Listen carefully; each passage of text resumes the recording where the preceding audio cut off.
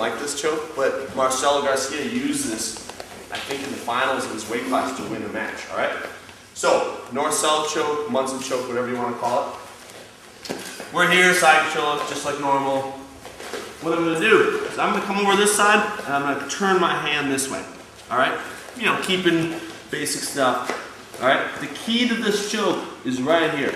I do not want to squeeze as I spin to north-south. You'll see why. The chin has got to, you got to almost see how it's kind of sitting here very loose, right, Greg? Yeah. In fact, part of being loose means he doesn't freak out. He doesn't think of, he starts feeling like that. He's, oh shoot, there's a choke coming or something. He's doing something crazy with my neck.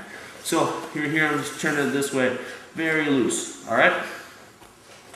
Once again, my butt's up in the air just to be nice to Greg. Obviously, we always got a good, low posture, smashing into him.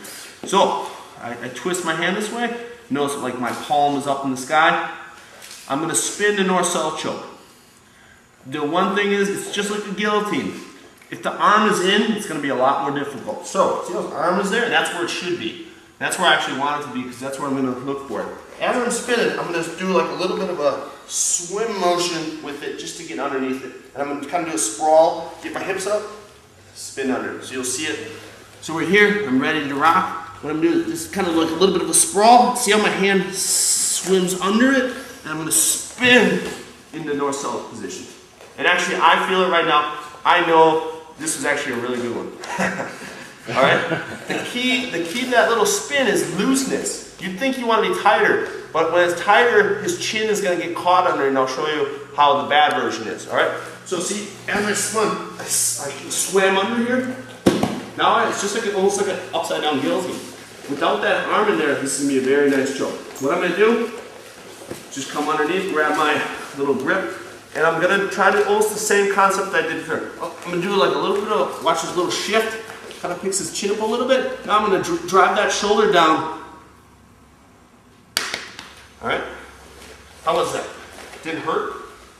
No. It's actually, this is, like I said, a lot of these chokes are kind of almost getting re-envisioned, very delicate. Just hitting the right spot is more important than just being a brute.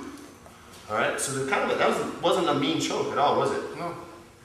All right. Now I'm going to show you what happens if you do it too hard. It's always I already know what it's going to look like. All right. So as I'm spinning too hard, see how I turn? Kind of like the face is almost kind of sideways. I'm not under his chin.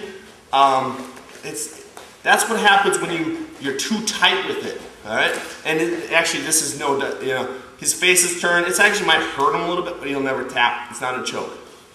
So I need to be loose, and that's just the one thing. It's almost like a lot of the gi chokes, where if you get it too deep and you spin it, it's gonna not fit right.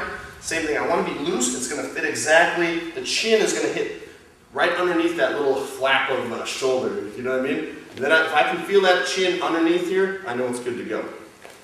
All right, so we're here and here. This is actually a pretty standard position, right? If he's any good, he's probably gonna be here already.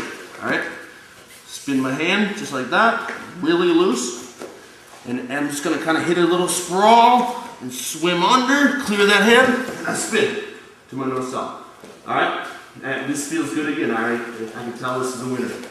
All right, gonna come underneath, grab my hand, just this little, S grip. All right, now before I do that, actually, I'm gonna do like a little bit of a step back. This allows my shoulder to kind of crank down. Right. So without him in there, what I'm doing, so I kind of spun. I'm going to do, watch how my shoulder kind of gets away from my hand. That creates an angle to put my shoulder into it.